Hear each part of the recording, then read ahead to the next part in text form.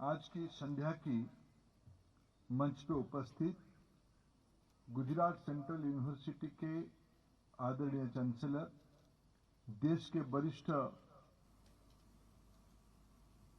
चिंतानायक, प्रशासक, मूल विचारक, मेरे मित्र हसमुख आढ़िया जी, इस यूनिवर्सिटी के आदरणीय vice chancellor professor Dubey, Gujarat शासन की उच्च शिक्षा और तकनीकी शिक्षा के सेक्रेटरी आदरणीय हैदर भाई तथा इस यूनिवर्सिटी की रजिस्ट्रार आदरणीय पटेल जी, इस कार्यक्रम में उपस्थित युवा साथी मित्रगण, भाई और बहनों, फैकल्टी मेंबर्स और शिक्षा से जुड़े हुए अन्य साथी मित्रगण, मैं सबसे पहले आप लोगों से क्षमा प्रार्थी हूं। जो पूर्व निर्धारित योजना था 7:30 बजे 7:30 को हम लोगों को मिलना था, हम इधर आए आपके पास लगभग 8 बजने के बाद। इसके पहले मैं विश्वविद्यालय की जो कोर ग्रुप था उनके साथ कुछ समय बिताया। विश्वविद्यालय की स्वभाव, स्वरूप, चरित्र, वर्तमान में पढ़ाई जाने वाले प्रोग्राम्स और आने वाले दिनों में दुनिया कैसे बनेगी, उसमें यूनिवर्सिटी की रोल क्या होगी, सेंट्रल यूनिवर्सिटी की रोल क्या होगी, कुछ गपशप हुई, उसमें थोड़ा विलंब हुई। और मैं आपके साथ जब पहुंचा हूं तब एक अच्छा कार्यक्रम भी हुआ। उसके साथ गुजरात सरकार गुजरात में विद्यार्थियों के अंदर उद्यमिता बढ़े, एंटरप्रेन्योरशिप बढ़े, उसमें अनेक अच्छे पहल कर रही है। उसमें से आज एक पहल में लगभग 10 करोड़ रुपया की एक प्रकार से सीड मनी उसको कहा जाएगा, सीड मनी शासन की ओर से आई हब, गुजरात शासन की जो एक इंस्ट्रूमेंट है, उसी की फ्रेमवर्क में गुजरात शासन ने गुजरात की उद्यमी मित्रों को ये प्रोत्साहन राशि हम सभी की उपस्थिति में यूनिवर्सिटियों को दिया। और उसमें मेरे को सबसे अच्छा लगा निर्मा यूनिवर्सिटी को एक सीड मनी देने में। मैं इसीलिए निर्मा का नाम लिया। मैं निर्मा के बारे में जब कॉलेज में था, निर्मा की जो ब्रांड की निर्माता है, सामान्य कास्टिक सोडे को बिक्री करने से लेके एक डिटर्जेंट ब्रांड बनाना और उसमें से आने वाले दुनिया में आज समय में एक पूरा वैल्यू एडिशन चेन बनाना, ये अपने आप में हमारी देश में गुजरात की मूल उद्यमी स्वभाव की एक जीता जागता यूनिवर्सिटी है। ऐसे यूनिवर्सिटी भी उस काम पे लगे हैं और बाकी नए पुराने सभी यूनिवर्सिटी उसमें से अपने विद्यार्थियों को प्रोत्साहित कर रहे होंगे, मेरा ये पूरा विश्वास है।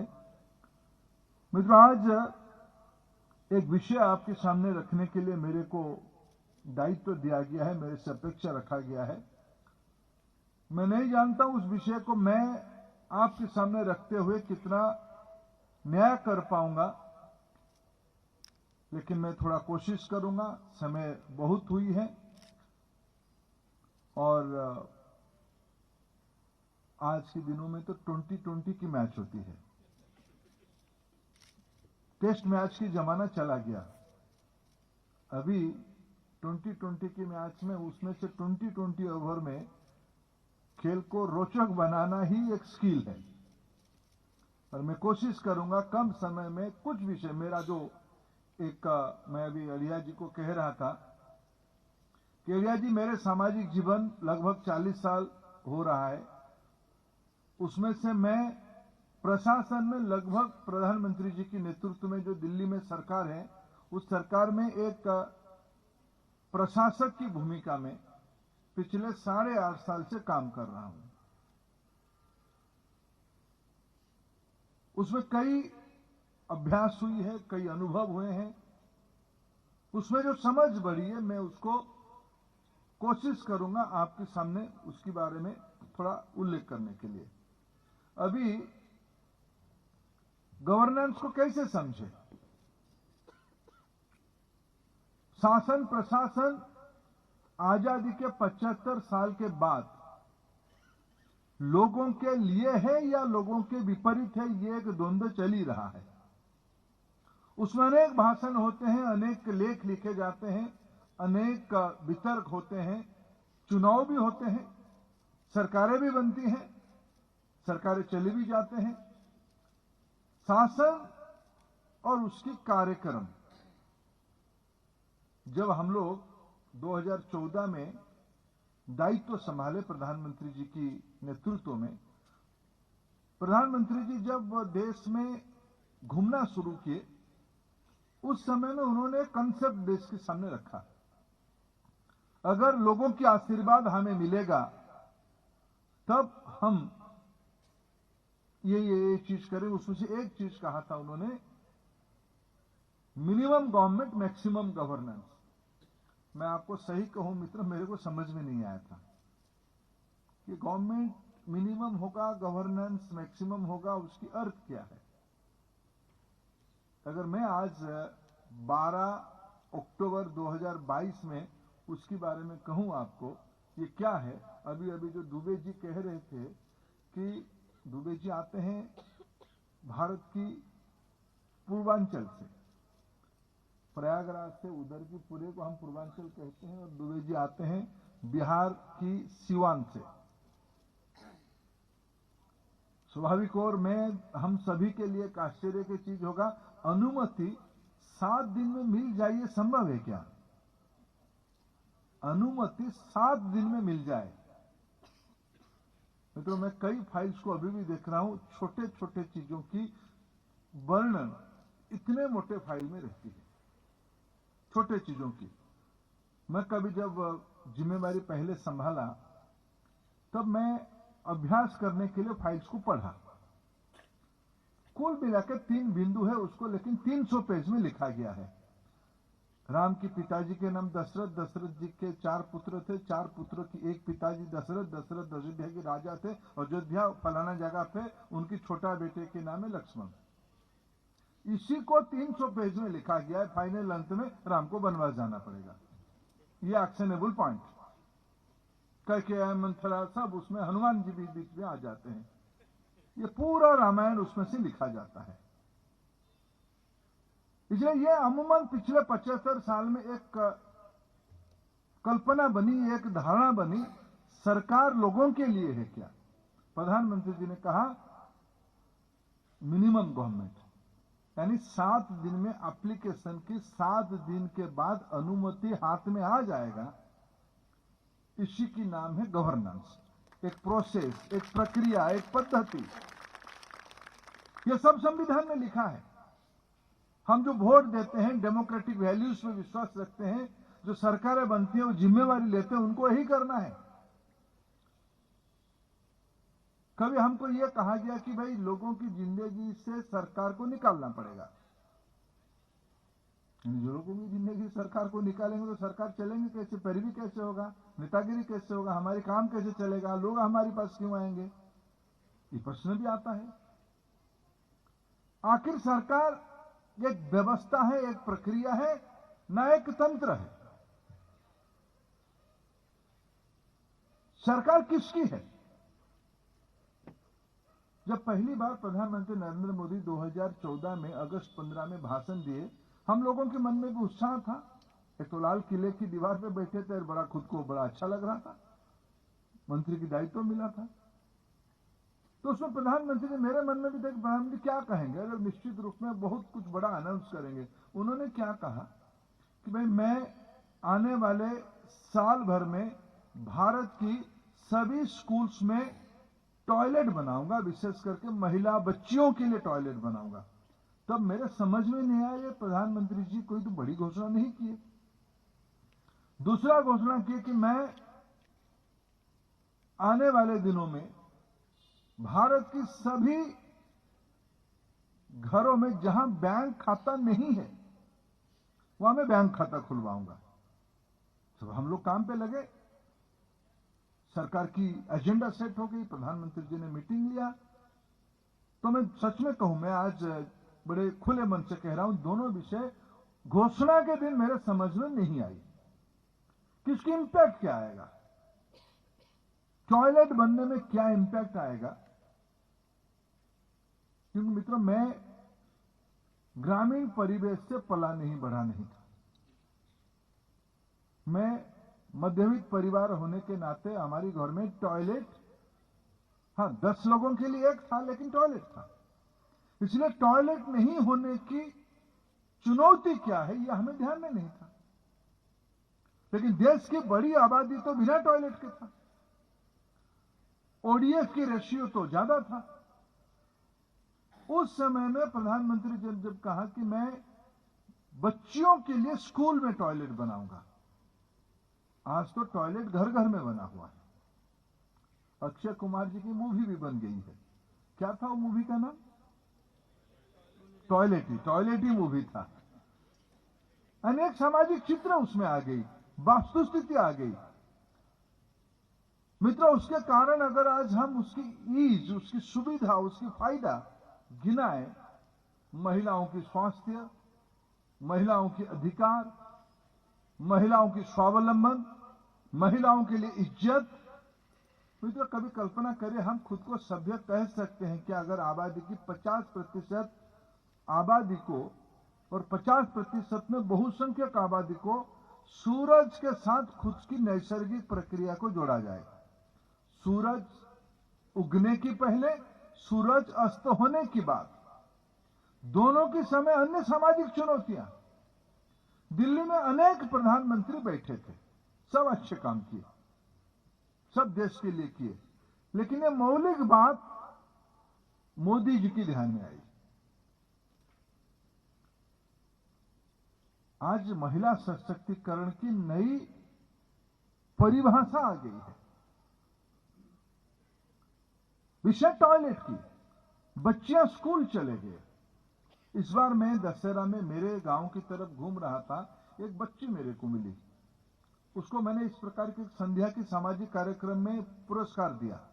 पुरस्कार इसीलिए दिया कि उन्होंने इस बार नीट में लगभग 95%, 700 में से 600 समथिंग नंबर रखा है। मेरी जिज्ञासा ऐसे ही आया, कुछ दिन पहले मैं कोटा घूम के आया हूं, कोटा के नाम पे एक मूवी भी चलना शुरू हो गया, कोटा फैक्ट्री में। तो मैं खुद कोटा भी जाके आया इन दिनों में। तो मैंने उसको पूछा कि बेटा कहां से कोचिंग लिया? बोले नहीं, कोचिंग नहीं लिया। कहां पढ़ी? ना मैं गांव के स्कूल में पढ़ी। वर्नाकुलर बोर्ड में ग्रामीण परिवेश में पढ़ के अगर बच्चियां पढ़ती है तो वो नीट की सरकारी कॉलेज में बिना कम पैसे के खर्चे में मेडिकल बन के मेडिकल पढ़ के डॉक्टर बन सकती। संबंध कहां? टॉयलेट के साथ। मैं तो नहीं आती थी स्कूल, बच्चियां स्कूल में नहीं आती थी। बैंक खाता खुलने की जब बात है, इसमें क्या बड़ी बात है? बैंक खाता खुल सब क्या होगा ही। लेकिन मित्रों, आज अड़िया साहब मेरे को करेक्ट करेंगे, शायद 30 करोड़ से ज्यादा बैंक खाता खुला गया। अड़िया साहब उस विभाग के दायित्व में भी रहे। तो बैंक खाता खुला तो लोग मजाक कहते हैं, कहां गया पैसा? बैंक खाता तो खुल गया, जीरो अकाउंट में।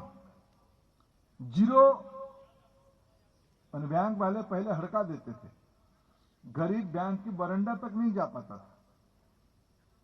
बैंक गरीब के घर गया,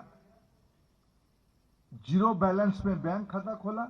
तब भी आलोचना हुई कि ये होगा क्या इस बार कोरोना में। मित्रों, मेरे सब आप यूनिवर्सिटी के स्टूडेंट्स हो, आप लोग उसको चेक करो। अमेरिका की लीडरशिप उनकी नागरिकों को कैश देने के लिए फैसला किया। उनके पास इंस्ट्रूमेंट नहीं था, दें कैसे? तब भारत में बैंक खाता खुल गया था, आधार सीडिंग हो गया था, हमने डायरेक्ट बेनिफिट ट्रांसफर किया। कोरोना के समय में 3 महीने में अनेक चीज किया, लेकिन 3 महीने में माताओं के नाम पे, महिलाओं के नाम पे 500 1,500 रुपया सीधा मोदी जी ने महिलाओं के खाते में पहुंचा दिया। इसकी नाम है गवर्नेंस। मित्रों, मैं ऐसे एक विभाग के काम देख रहा था जिस विभाग में भारत में दुनिया में 15 लाख महिलाओं की जान जाती है धुएं के कारण। जो घरेलू धुआं हमारे वहां होता है किचन में, लकड़ी के कारण, उपले के कारण, कोयले के कारण, मिट्टी की तेल के कारण जो प्रदूषण होता है, उस प्रदूषण से प्रभावित होकर दुनिया में 15 लाख महिलाओं की जान चली जाती है, पता नहीं चलता है। ये WHO की असेसमेंट है। भारत में लगभग जाती थी 5 लाख। सबसे ज्यादा समस्या भारत में थी। प्रधानमंत्री जी ने एक दिन बुला के कहा कि भाई इन महिलाओं को कुछ ना व्यवस्था करो, कुछ व्यवस्था करो, ये LPG सिलेंडर हम पहुंचाएं। हमने प्रधानमंत्री उज्ज्वला योजना शुरू किया। आज देश में लगभग 10 करोड़ गरीबों के घर में सरकार के खर्चे में LPG सिलेंडर पहुंची। वो महिलाओं की मृत्यु दर अभी घट चुका है। जो सरकार में इसी सारे चीजों का अगर एकत्रीकरण किया जाए, उसकी नाम है गवर्नेंस। सरकारें पहले भी थी, लेकिन सरकार जब लोगों की जिंदगी को कष्ट दे, यथास्थिति में रखे या सुविधा दे, 3 स्थिति होती है। एक विषय प्रधानमंत्री जी उन दिनों में कहते थे, देखो जब राजनीतिक इच्छा शक्ति होगा तब सब कुछ संभव है। हम कभी कभी दोष देते हैं कि भाई ये व्यवस्था चलाने वाले लोग अच्छे नहीं हैं। वो कहते थे कि देखो मुलाजिम वही रहेंगे, परिस्थितियां वही रहेगी, चुनौतियां वही रहेगी, लेकिन अगर एक उसमें दृष्टि होगा, दृष्टि होने से समस्या की समाधान निकलेगी, रास्ता निकल जाएगी। मैं आपको कुछ घटना, कुछ अनुभव बताया। मैं और 2-3 अनुभव आपको बताता हूं। मित्रों, कोरोना आया। कोरोना में हम उसको संभाले कैसे, जूझे कैसे, हम किसी को पता नहीं था। किसी को पता नहीं था। दुनिया में ऐसा कोई देश नहीं है जो देश इससे प्रभावित नहीं हुआ। 2020 अप्रैल महीने में देश की स्थिति क्या था? लॉकडाउन, वैक्सीन उसके लिए क्या है। मैं उन दिनों में कुछ डॉक्टर्स जो मेरे परिचित के थे दुनिया के विभिन्न देशों में, उनके साथ ऑनलाइन में एक बार समझने के लिए उनके साथ बातचीत किया। उन्होंने कहा देखो इसकी समस्या का समाधान वैक्सीन में है। और वैक्सीन, मैंने बोला वैक्सीन बनने में कितने दिन लगेंगे? तो वैक्सीन तो बनने में कम से कम 10-12 साल लगेंगे। यानी क्या 10-12 साल हम ऐसे ही रहेंगे? पता नहीं, किसी को पता नहीं था। उस समय में याद करो कि उस समय में पीपी किट बहुत आवश्यक चीज हो गई थी। भारत में एक पीस भी पीपी किट नहीं बनती थी। वैक्सीन तो बहुत दूर की बात है, दुनिया में वैक्सीन नहीं था। आज 2.5 साल के बाद थोड़ा हम स्थिति का समीक्षा करें। भारत में पोलियो की टीकाकरण करने में 30 साल लगे, 3 दशक लगे। आज 3 साल नहीं हुए, भारत में 225 करोड़ डोज नागरिकों को डबल डोज, उसके ऊपर बूस्टर डोज भी लगे हैं। हमने 150 देशों में, आप याद करो, एक समय था भारत में खाद्यान्न की अभाव था। इसीलिए पाकिस्तान के साथ युद्ध के समय में उन दिनों की प्रधानमंत्री लाल बहादुर शास्त्री जी ने कहा किसानों को कि आप उत्पादन बढ़ाओ। जय किसान कहा, जय जवान भी कहा, जय किसान भी कहा। और सोमवार को खाद्यान्न छोड़ दो।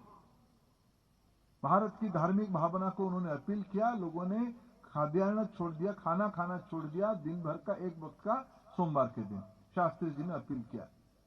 हमको अमेरिका से सड़ी हुई गेहूं खरीदना पड़ा PL4 की स्कीम पे। और इस बार अमेरिका की राष्ट्रपति को मोदी जी के पास आना पड़ा, मेरे को हाइड्रोक्सीक्लोरोक्विन भेजो, नहीं तो मेरे वहां समस्या हो जाएगी। भारत 150 देशों को वैक्सीन पहुंचाया, उनमें से 40 देशों को मुफ्त में वैक्सीन दिया। मित्रों, कैसे हुआ? कभी आप कल्पना करो, विश्व में हमारी परिचय क्या था, भारत की परिचय क्या था। अभी देश में, विश्व में और एक समस्या चल रही है, रशिया और यूक्रेन के अपना एक द्वंद्व। तो दुनिया अपेक्षा करती है भारत के प्रधानमंत्री उसमें से जो मार्ग दिखाते हैं शायद वही सही रास्ता है। भारत के प्रधानमंत्री कहते हैं आपस में बातचीत करो। युद्ध हुआ, भारत की मुल्की बच्चों को ले आने के लिए। कभी कल्पना करो कि अमेरिका, रशिया और यूक्रेन दोनों ने युद्ध विराम करे और भारत की झंडा के साथ बच्चे बाहर आ जाए। भारत की बच्चे नहीं आए, आस पड़ोस की 10-15 देशों के बच्चे भी साथ में आ गए। यह भारत है। इसको क्या कहा जाएगा? मित्रों, मैं समाज शास्त्र का विद्यार्थी हूं। मेरे समझ में आता है सारा चीजों को अगर एकत्रित करोगे, इसको कलेक्टिव विल कहा जाएगा। और कलेक्टिव विल कैसे बनी? एक प्रोसेस से बनी, एक रूल बेस्ड प्रोसेस से बनी। उसको सब देखो, लोगों की धारणा क्या है, लोग टैक्स नहीं देते हैं।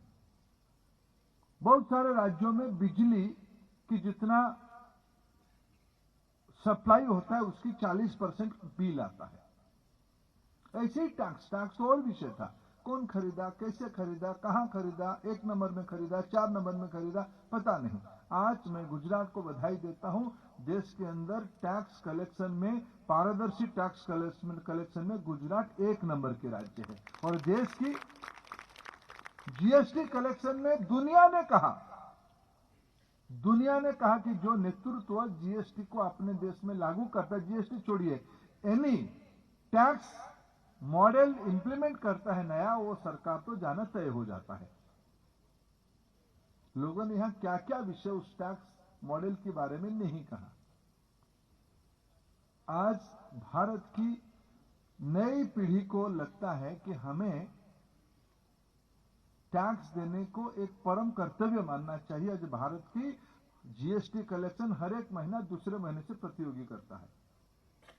पिछले महीने को पीछे छोड़ के अगला महीना आगे चला जाता है। ये भारत की नई मिजाज है। मित्रों, आज मैं आपको कहूं कि दुनिया में अभी प्रधानमंत्री जी ने इस बार 15 अगस्त को और एक विषय जोड़ा कि जय जवान जय किसान। कभी अटल जी ने कहा था जय विज्ञान, इस बार प्रधानमंत्री जी ने कहा कि जय अनुसंधान। मनुष्य अपने आवश्यकता को ढूंढता है, वस्तु में ढूंढता है, जड़ में ढूंढता है, चेतना में भी ढूंढता है, अन्वेषण करता है। इस कैसे क्यों, ऐसे क्यों होगा, कैसे होगा, अच्छा कैसे होगा। जड़ वस्तु, मेटेरियल साइंस, इसमें जो नया चीज बनता है उसको इनोवेशन कहा जाता है। इसको स्केल करने में उसको टेक्नोलॉजी लगती है। रिक्वायरमेंट, रिसर्च, इनोवेशन, टेक्नोलॉजी, और उसको मोनिटाइज करना, व्यवसायीकरण करना, उसको एंटरप्रेन्योरशिप कहा जाता है। और यह सब क्यों होना है कि समाज में संपन्नता चाहिए, समाज में काम चाहिए, समाज में रोजगार चाहिए। रोजगार कब ज्यादा होगा, रोजगार कैसे ज्यादा होगा? अगर ज्यादा लोग रोजगारी पाने में लगेंगे या देने में लगेंगे। सब लोग रोजगारी दे नहीं पाएंगे, लेकिन रोजगारी देने वालों की संख्या बढ़ानी पड़ेगी। रोजगारी देने वाली संख्या ने एम्प्लॉयर की संख्या बढ़ानी पड़ेगी। यानी वेल्थ क्रिएशन करने वाले लोगों की संख्या बढ़ानी पड़ेगी।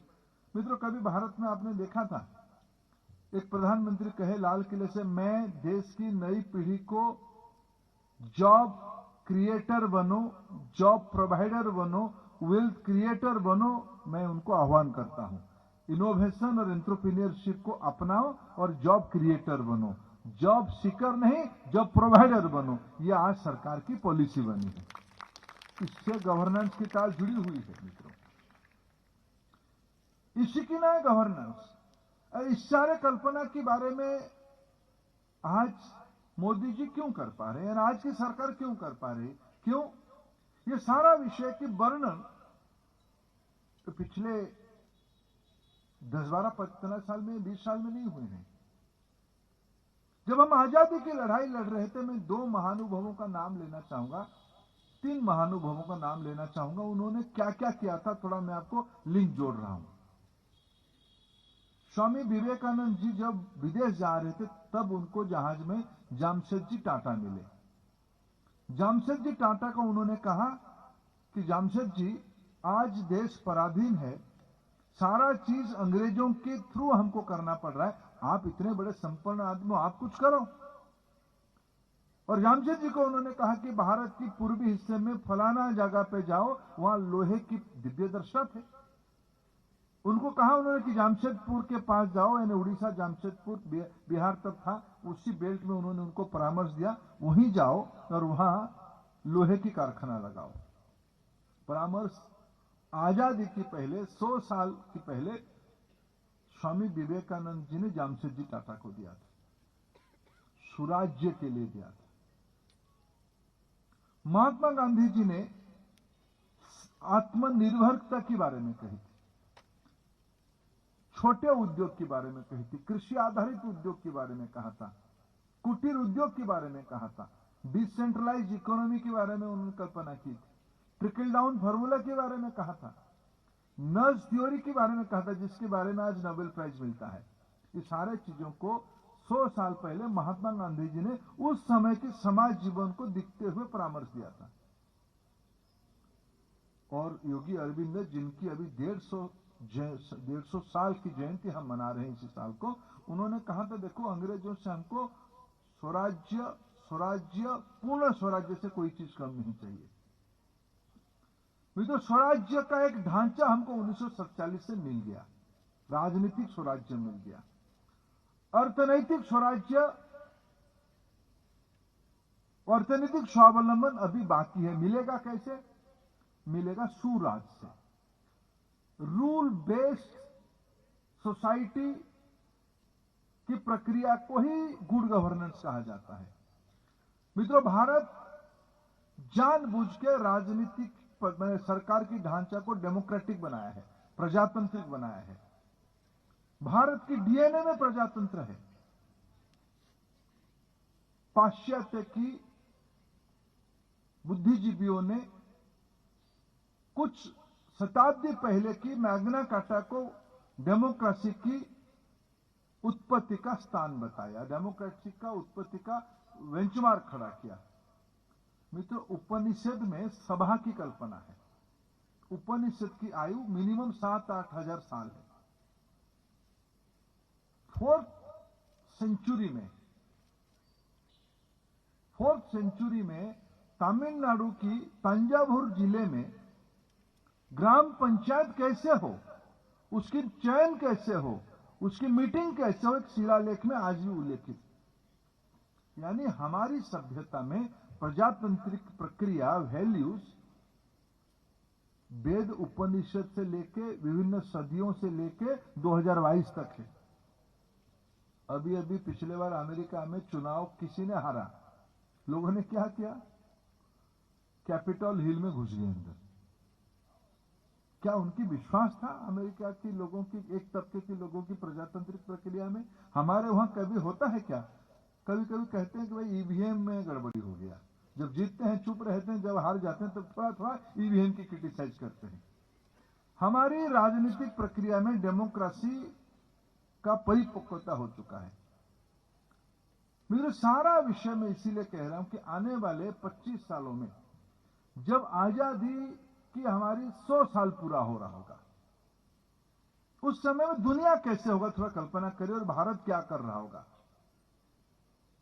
भारत के ऊपर दुनिया को बौद्धिक नेतृत्व देने की दायित्व है, भारत को दिशा दिखाने के लिए दायित्व है, क्योंकि भारत की डीएनए में ब्रह्मांड की कल्पना है। इसलिए हमने कभी कहा कि हमें वसुधैव कुटुंबकम, सारा दुनिया मेरे परिवार है, सारा दुनिया मेरा परिवार है। भारत प्रदूषणकारी देश नहीं है। पाश्चात्य की देश प्रदूषण करते हैं, लेकिन भारत में 42 में प्रधानमंत्री जी कुछ साल पहले वचन देके आए, यद्यपि भारत प्रदूषणकारी देश नहीं है, लेकिन भारत इतनी जिम्मेवारी लेगा दुनिया के प्रदूषण को कम करने के लिए। हमारे वहां चुनौती है, हम स्वार्थी नहीं है, इसकी नाम है गवर्नेंस। दुनिया की चिंता करना यानी गुड गवर्नेंस है। मित्रों, भारत की लोगों की स्वभाव, भारत की समाज जीवन की चरित्र, वैसे भारत के नेतृत्व की मन, ऐसे ही दृष्टि, मूल तत्व न्यायपूर्ण समाज होनी चाहिए, सामाजिक न्याय की समाज होनी चाहिए, ममतायुक्त समाज होनी चाहिए, समाज में शांति सौहार्दता बने रहे।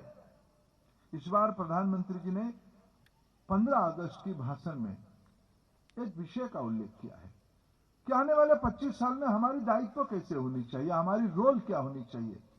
भारत का अभी वो समय चला गया कि हम छोटे में सोचे कुछ भी चीजों को। भारत की लोग, भारत की समाज, भारत की नई पीढ़ी विशेष करके जो भी सोचे, दुनिया के लिए सोचे, बहुत बड़ा आकार से सोचे। इसको सोचते हुए हम कभी अपने विरासत को ना भूले। मानव सभ्यता में कई बार यह प्रमाणित किया है, और कहीं कुछ होगा टुकड़ों में, लेकिन इतने बड़े आबादी में कोई एक जीवंत प्रवाह बचा है तो भारत की समाज के अंदर बची, हमारी विरासत में बची है।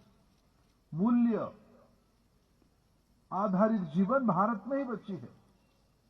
इसलिए हम अपने विरासत को लेके कभी द्वंद्व में नहीं रहनी चाहिए। हमें पराधीनता की मानसिकता को छोड़ना पड़ेगा। मित्रों, मैं इस बार राष्ट्रीय शिक्षा नीति में जोर दिया गया है भारतीय भाषाओं के बारे में। कईयों की धारणा है अंग्रेजी अगर 2-4 शब्द अच्छा बोल पाओगे तब जाके आप आधुनिक खुद को कह पाओगे। दुनिया की जो देश आगे बढ़े हैं कोई अंग्रेजी नहीं कहता है। मैं अंग्रेजी की विरोधी व्यक्ति नहीं हूं। हमारे में से जो वैश्विक व्यवसाय में जाएंगे उनको अंग्रेजी सिखाना ही पड़ेगा, लेकिन जो मूल शोध में रहेंगे, रिसर्च में रहेंगे, एनालिटिक्स में रहेंगे, उनको अंग्रेजी सीखना कोई जरूरी नहीं है। डांग के गरीब की दुख को समझने के लिए अंग्रेजी की आवश्यकता नहीं है। गुजराती भाषा समझना चाहिए और वहां की आदिवासी की भाषा समझना चाहिए, उसकी आंखों की लक्षण को समझना चाहिए, तब जाके हम उसकी समाधान दे पाएंगे। इसलिए हमारे दिमाग में जो एक पराधीनता की कभी कभी एक बोझ रहती है, उससे हमको मुक्ति होना है। मित्रों, देश की विशेषता है विविधता। मैं एक छोटा सा उदाहरण देता हूं। हम लोग इंग्लिश भाषा में विश को 2 शब्द में सीमित रखे हैं, या तो 2-3 शब्द में। Good morning, good afternoon, good evening, good night, ये 4 शब्द कहते हैं। गुड कॉमन है, मॉर्निंग, आफ्टरनून, इवनिंग, नाइट में परिवर्तित होती है। कोई भाव नहीं है, कोई भंगी नहीं है, शब्द की सीमा है। अब पूरा भारत की भाषाओं के अंदर एक एकरूपता देखो। भले ही हमारी शब्द कहीं नमस्कार, कहीं प्रणाम, कहीं जोहार, कहीं वणक्कम, कहीं सत श्री अकाल, कहीं सलाम वालेकुम होता होगा, लेकिन सभी में हाथ इकट्ठा हो जाता, नहीं तो किसी को हाथ इतना ही उड़ जाता। यह हमारी विविधता की एकता की सूत्र है, यह भारत की पूंजी है। मित्रों, अंत में हम इतना ही याद रखें कि आने वाले 25 साल में 75 साल में हमने बहुत अपना अधिकार के बारे में चिंता किया। हमको क्या मिलेगा, हमें क्या व्यवस्था ने दिया है। वो बात सही है, एक डेमोक्रेटिक देश में, प्रजातांत्रिक देश में ये प्रश्न वाजिब भी है। लेकिन मित्रों, थोड़ा आंख बंद करके सोचें, अगर सिर्फ हम अधिकार के बारे में सोचेंगे तब दायित्व कौन लेगा। अगर सभी लोग अधिकार के बारे में सोचेंगे, दायित्व कौन लेगा। अगर एक व्यक्ति दायित्व लेता है तब 10 लोगों के अधिकार सुरक्षित होती है। कम से कम मैं आज इस गुड गवर्नेंस की चर्चा के अवसर पे आप सभी को निवेदन करता हूं, भारत को बड़ा करना ही होगा। कोई शक्ति भारत को रोक नहीं सकता है। हम इसलिए नहीं बढ़ेंगे कि हमको बढ़ना ही है, हम इसलिए बढ़ेंगे कि हम विश्व की कल्याण करने वाले लोग हैं। हमने उसको कई बार प्रमाणित किया है। इसकी वैश्विक जिम्मेवारी, ग्लोबल सिटीजन्स बनाने की दायित्व भारत की विश्वविद्यालयों का है। आप सामान्य विद्यार्थी नहीं हो।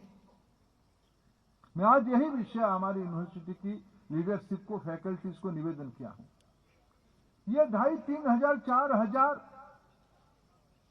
मूल्यवान लोगों को आपने एकत्रित किया है। हम ऐसे यहां एक आध्यात्मिक शैक्षिक वातावरण बनाए जो दिग्विजयी बनेगा, पुरुषार्थ वाला व्यक्ति होगा, रोजगार करेगा, रोजगार उपलब्ध कराएगा, मूल्य लेके आएगा, कला, विज्ञान, आधुनिकता, दूरदृष्टि सभी के पारंगमता होगा। मित्रों, आज हम सभी लोग सौभाग्यशाली हैं। देश एक सक्षम नेतृत्व के हाथ में है। उसकी कई बार परिचय विश्व ने हमको करवाया, इस देश ने करवाया, देश के सामान्य जन ने करवाया।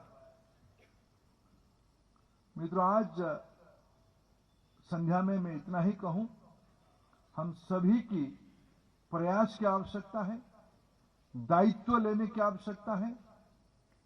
उसी से ही सुराज्य ही इमर्ज करेगा, गवर्नेंस ही उसको ही कहा जाएगा। आप सभी लोग कुछ समय देकर इस बात को सुनने का आपने कष्ट किया। आप सभी को बहुत बहुत धन्यवाद। नमस्कार।